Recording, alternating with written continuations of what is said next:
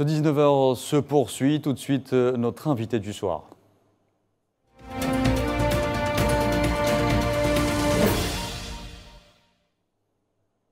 Et aujourd'hui, nous avons le plaisir d'accueillir Mohamed Benkhrouf. Bonsoir. Bonsoir à vous. Alors, vous êtes enseignant, expert des questions internationales. On l'a vu dans notre dossier consacré à la bande de Gaza et au Liban. L'entité sioniste poursuit son agression génocidaire. On assiste au même moment à un ballet diplomatique orchestré notamment par l'Algérie, que ce soit au niveau arabe ou au niveau du Conseil de sécurité des Nations Unies. Tout d'abord, quelle est l'importance des efforts diplomatiques menés notamment par l'Algérie dans ce contexte génocidaire? Merci, bonsoir à tous. Écoutez, tout le monde est d'accord que le monde traverse un séisme et un ouragan sans précédent. Il y a une transformation géopolitique et stratégique totale face aujourd'hui à un monde impuissant pour régler ses affaires de partage de ce nouveau monde, impuissant à faire régner la réglementation internationale que lui-même avait signée après la Deuxième Guerre mondiale pour mettre fin à la barbarie et à la tragédie de l'impérialisme aveugle. Cela s'est reproduit malheureusement sous une protection d'une organisation des Nations Unies qui n'a aucun effet sur le terrain pour faire respecter les principes fondamentaux de la paix et du respect des droits de l'homme. Ces fondamentaux, ces valeurs fondamentales auxquelles l'Algérie est attachée profondément, non seulement parce que elle fait partie de ce monde-là, mais c'est parce qu'elle a fait un principe depuis sa révolution, depuis sa longue résistance contre l'impérialisme, contre le colonialisme. Il a fait d'elle un pays qui ne peut pas se laisser faire et ne peut pas admettre cela à l'échelle internationale. Et cela, d'où vient sa solidarité absolue avec le peuple palestinien. Et malgré une seule version qui était dominée depuis cette agression, l'Algérie a toujours défendu le droit des Palestiniens à la résistance et le droit international d'être assumé par ces puissances pour régler justement le problème des Palestiniens qui dure plus de 7 siècles. Cela prouve que cette organisation internationale mérite bien des réformes et des réformes profondes pour assurer à ce nouveau monde un équilibre et une justice qui permet de vivre dignement et de respecter dignement les droits de l'homme dans n'importe quel bout de ce monde. L'Algérie œuvre dans ce sens-là. D'où s'inspire d'une diplomatie qui est ouverte à tous les pays. D'abord, elle est ouverte aux pays arabes où elle a essayé de rassembler les pays arabes et ne pas tomber dans le piège de la normalisation avec Israël parce qu'elle sait bien les conséquences dramatiques et dangereuses de cette normalisation, y compris pour ces peuples arabes d'abord et pour la nation arabe en général. Ensuite, elle a, avec ses partenaires africains, l'Afrique du Sud et d'autres pays africains qui ont lutté aussi pour la liberté et connaissent que c'est la notion de la liberté. Donc, tout cela a encouragé l'Algérie à assumer son rôle avec ces pays-là et aussi avec d'autres pays de l'Amérique latine au sein de l'Organisation des Nations Unies depuis qu'elle a assumé officiellement son rôle de membre non permanent. Elle a cessé de multiplier ses efforts avec d'autres pays, justement, pour arriver à des résolutions l'une après l'autre.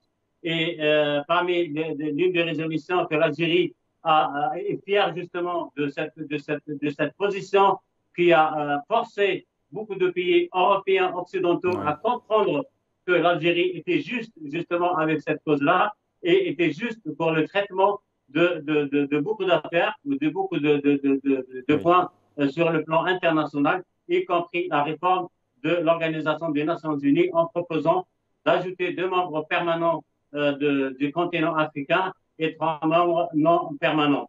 Donc, c'est l'un des efforts. Aujourd'hui, l'Algérie continue encore à œuvrer à l'intérieur de ce Conseil de sécurité pour alerter la communauté internationale et ces grands pays, notamment les pays qui siègent aujourd'hui en permanence au siège des États-Unis, qui sont des décideurs, à les mettre en face de leurs responsabilités historiques. Oui. L'Algérie très bien aujourd'hui et informe que Gaza, après le bombardement qui continue jusqu'à aujourd'hui, c'est l'équivalent de 15 à 20 fois les bombes que les Américains ont larguées sur Nagasaki et Hiroshima, et tout ça devant un silence des gouvernements de la communauté Oui. internationale qui est poussé par ces populations et ces peuples qui sortent dans les rues des capitales européennes, mais toutes les capitales du monde. Et aujourd'hui, on voit, y compris même les grandes personnalités de ce monde-là, qui disent stop, il faut arrêter ce massacre Très aujourd'hui bien. orchestré par Netanyahou et l'État d'Israël, qui est aujourd'hui doit être puni et boycotté par la communauté internationale. Et cette position-là, l'Algérie œuvre pour que l'impunité ne soit pas un slogan, mais doit être un élément fondamental dans cette Et réforme d'où la réforme des justement du Nations Unies. Conseil de sécurité prônée par l'Algérie. Mohamed Bakhrouf, je vous propose de revenir sur le sommet de Riyad. Hier, le ministre algérien des Affaires étrangères a assisté et a pris part à la cérémonie de signature pour la création d'un nouveau mécanisme tripartite de soutien à la cause palestinienne entre la Ligue arabe, l'Union africaine et l'Organisation de la coopération islamique. Que pensez-vous ou qu'est-ce qui va apporter ce mécanisme à la cause palestinienne à l'heure où on parle? Alors on parle, les choses sont très graves et s'accélèrent davantage.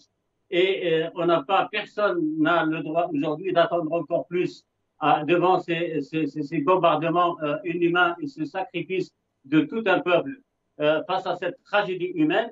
Aujourd'hui, comme j'ai dit tout à l'heure, les pays arabes et les pays musulmans, et notamment les Africains, les pays libres, mais aussi les pays amis à la liberté des pays de l'Amérique latine, qui ont des positions très fortes dans ce sens. Donc, pourquoi pas, il y a une coalition internationale, un nouveau monde qui assurera cet équilibre justement et qui interviendra avec force pour obliger les États-Unis à faire des pressions sur l'État d'Israël et faire pression sur Netanyahou d'arrêter cette barbarie dans un premier temps et de ne plus justement permettre ce genre de génocide se répéter dans l'avenir en instaurant des bonnes règles qui seront étudiées entre la communauté internationale. Aujourd'hui, ce monde-là est en train de changer parce que les rapports de force sont en train de changer. Il faut revoir la composition, la nouvelle composition de ce nouvel ordre mondial et constituer une organisation respectueuse, représentative des continents et aussi des défenseurs des droits de l'homme, tels qu'ils sont ces droits de l'homme bafoués dans n'importe quel pays. Il y a cette communauté internationale qui doit agir. Aujourd'hui, en Palestine, il y a des groupes qui appartiennent, enfin des organisations qui appartiennent à l'ONU, qui étaient attaquées, qui ont été massacrées. Et cela est gravissime. C'est une violation au droit international, c'est une violation à toute charte des droits de l'homme. Mais on reste, le monde reste sans aucun effort à exercer pour arrêter ces massacres. Donc l'Algérie ne peut pas rester silencieuse. Bien au contraire, elle encourage ce genre d'initiative entre ces pays justement de l'Union africaine et les pays arabes aujourd'hui, peut-être qui ont compris vraiment que la dangerosité de cette escalade manœuvrée, orchestrée par un État qui ne comprend pas aux règles internationales et exercer justement des mesures qui sont urgentes, qui les possèdent justement ce trio-là, l'Union africaine et les pays arabes, ainsi que la communauté musulmane, dans un premier temps d'exercer peut-être des pressions au niveau économique, mais aussi diplomatique, et bien sûr accentuer tous les Oui, contacts avec les autres pays qui sont puissants à l'intérieur de cette organisation des Nations Unies pour assumer leur histoire et oui. leur responsabilité historique envers ce génocide-là. Ajoutons-le, et je termine avec ça, que non seulement la Palestine, enfin Gaza, qui est aujourd'hui massacrée totalement, et cela pour répondre à un objectif très précis par le colonialisme sioniste israélien, mais aussi pour se retourner dans un proche, enfin dans quelques jours, quelques semaines, à l'autre côté, pour massacrer justement en Cisjordanie les Palestiniens qui restent là-bas et aujourd'hui qui est une poudrière justement à quelques temps, on entendra parler de cette partie des Palestiniens. Mohamed Belkherouf, l'Algérie a sonné le glas au niveau du Conseil de sécurité des Nations Unies et au sommet de Riyad hier, on l'a vu, en avertissant contre la relégation de la question palestinienne à un second plan. Pensez-vous qu'aujourd'hui, certaines parties tenteraient de faire passer cette question cruciale aujourd'hui à un second plan?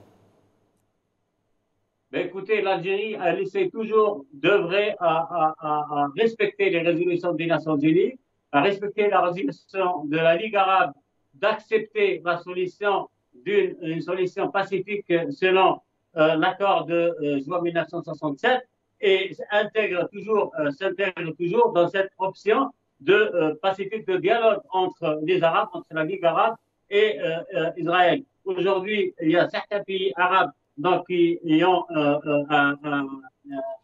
une normalisation avec Israël et tout cela avec des promesses que la question palestinienne sera réglée et ce n'est qu'une affaire de peut-être quelques mois. Cela a malheureusement montré le vrai visage de ce que c'est l'État d'Israël.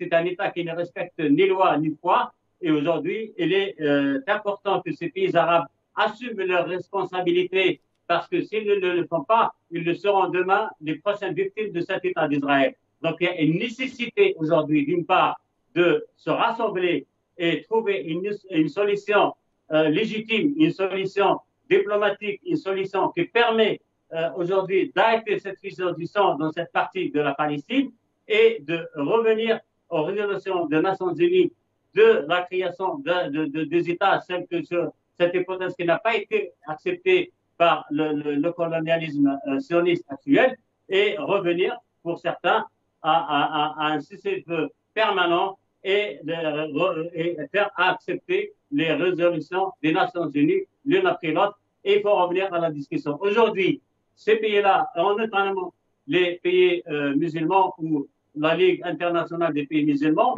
qui a une lourde responsabilité parce que les résistants de Gaza sont en train de résister pour toute la communauté musulmane internationale. C'est pour Al-Quds qui est en train de se sacrifier, ces jeunes pieds nus et avec des armes traditionnelles que eux-mêmes ils ont fait l'effort de fabriquer et de résister parce que la cause est juste, parce qu'ils sont dotés d'une dogmatique de résistance qui leur donne le courage de résister à n'importe quelle puissance mondiale. Ce n'est pas la force aujourd'hui, encore une fois, c'est démontré par ce qui est en train de se passer dans ce monde, ce n'est pas la force qui fait régner ce monde-là, mais il y a une contre-force. Cette contre-force, ça s'appelle le droit de la résistance et un droit international à se faire respecter. L'Algérie rappelle ses principes fondamentaux, elle est fière de le rappeler, elle gagne de jour au jour un respect parmi ces pays-là qui ne connaissaient l'Algérie que par ce qui est écrit malheureusement par certains médias européens et notamment même maintenant à l'heure où je vous parle, il y a certaines catégories ou certains médias ou certains lobbies qui essaient toujours de nuire à cette image de l'Algérie qui est attachée justement et qui a de la haine envers Israël. L'Algérie n'a de haine envers personne. Elle a de la haine envers ce qui s'appelle le colonialisme. Elle a de la haine envers ce qui s'appelle de ceux qui commettent les génocides. Parce que l'Algérie n'oublie pas la tragédie qu'elle a subi pendant 132 ans de colonialisme, pendant 132 ans de bombardement, pendant oui. 132 ans de tuerie, de mascarade. Oui. Cela, l'Algérie le rappelle à travers ses principes fondamentaux auxquels elle est attachée, et c'est la raison pour laquelle elle fait partie aujourd'hui de ces rares pays dans le monde-là qui essayent de trouver un juste équilibre pour ce monde-là et avoir un monde très juste, un monde où les droits de l'homme sont assurés Oui. selon la Charte Oui. des Nations Unies. Vous avez bien fait de le souligner, Mohamed Ben Khorouf. En plus de la question palestinienne, l'Algérie défend ardemment deux autres dossiers en tant qu'État, en tant que membre non permanent au Conseil de sécurité. Il s'agit des dossiers du Sahara occidental et du Soudan. Les efforts de l'Algérie pour parvenir à une paix durable dans ces pays ont-ils aujourd'hui les chances d'aboutir donc à une paix durable sans passer par une réforme du Conseil de sécurité, une question pour laquelle l'Algérie table aujourd'hui au niveau des instances internationales? Merci de le rappeler. On l'avait dit que l'Algérie, justement, non seulement a été solidaire depuis même des débuts de son indépendance avec la cause palestinienne, mais elle l'était aussi avec la cause sahraoui, et sur lesquels il y avait aussi des marchandages avec l'Algérie, que l'Algérie n'a pas accepté ces marchandages, et que ce territoire colonisé par l'Espagne, colonisé avant aussi par la France. Donc, les deux pays ont leur histoire et ont leur responsabilité historique pour rendre à ce peuple sahraoui ce qui lui appartient et ce que défend toujours l'Algérie depuis la création du Polisario, du Front du Polisario en 1963, de 73, pardon, et depuis l'invasion de ce territoire par le Maroc, où des centaines, voire des milliers de Sahraouis qui sont vus réfugiés dans les territoires algériens que l'Algérie a accueillis dans les camps de réfugiés de Tindouf,